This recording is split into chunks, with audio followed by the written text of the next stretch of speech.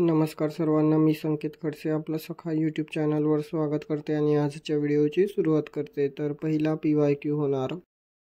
PYQ combined C prelim 2021 खालीलपैकी कोणते विधान सत्य नाही?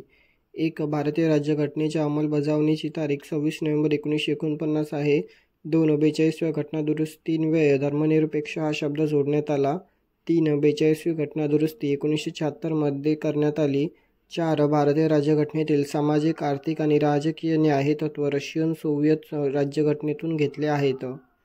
तर या PYQचं उत्तर होणार 1. भारतीय राज्यघटनेच्या अंमलबजावणीची तारीख 26 नोव्हेंबर 1949 आहे. पुढील PYQ संयुक्त गट ब 2019 जर लोकशाहीचे मूल्यमापन केले तर खालील विधाने लोकशाही व्यवस्थेला अनुसरून नाही कोणते ते ओळखा. अ. मुक्त आणि निपक्षपाती निवडणुका. ब. व्यक्तीची प्रतिष्ठा. क. अल्पसंख्याकांचे शासन. ड. कायद्यासमोर समानता. पर्यायी उत्तरे 1. फक्त अ. 2. ब आणि क. 3. फक्त क. 4. अ आणि ड. तर या PYQचं उत्तर होणार 3. फक्त क. अल्पसंख्याकांचे शासन. पुढील PYQ कंबाईंड सी 2018 भारतीय राज्यघटनेच्या निर्मितीदरम्यान संविधान सल्लागार म्हणून कोणाची नियुक्ती केली गेली? पर्याय आहेत 1. BN राव. 2. N. गोपालस्वामी अय्यंगार. 3. श्यामाप्रसाद मुखर्जी. 4. MR जयकर. तर या PYQचं उत्तर होणार 1. BN राव.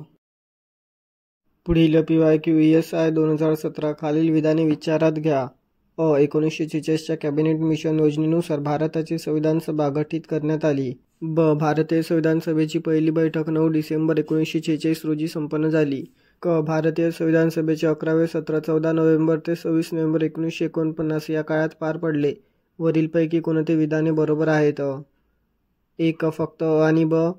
2. फक्त ब आणि क. 3. अ, ब आणि क. 4. फक्त अ आणि क.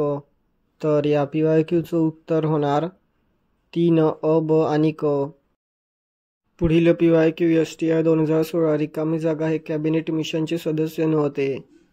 पर्याय आहेत 1. Lord Lawrence. 2. AV Alexander. 3. Sir Stafford Cripps. 4. Lord Mountbatten. तर या PYQचं उत्तर होणार 4. Lord Mountbatten. तर भेटूया पुढील व्हिडिओमध्ये. धन्यवाद.